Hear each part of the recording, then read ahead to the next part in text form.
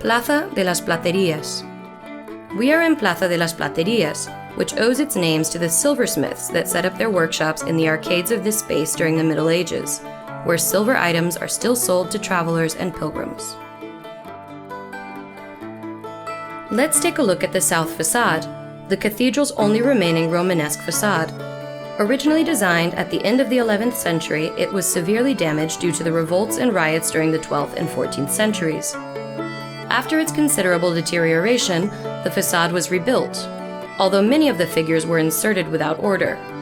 Some others were brought from the old north facade and other places in the cathedral. Today, they all form a rich iconographic ensemble dedicated to Christ and his dual human and divine nature. In the frieze, we can observe signs of the zodiac, the apostles and angels.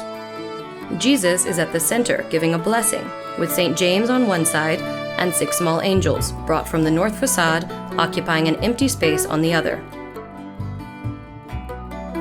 Below Christ, the square clearest image depicts Abraham emerging from his tomb. The small horned figure underneath him is Moses.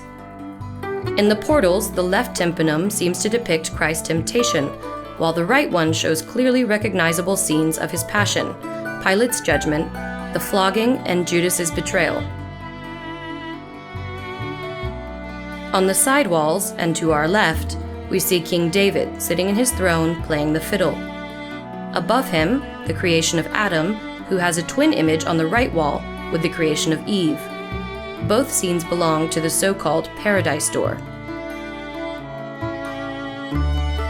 If we look to our right, where the tower starts, we'll see some unfinished arches, which most probably formed part of a project to cover the present-day Romanesque facade.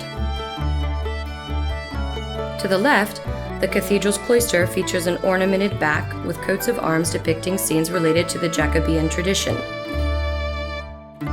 We can perfectly identify, in the far left, St. James the warrior riding his horse, and on the right, a scene depicting his remains being brought by sea to Galicia.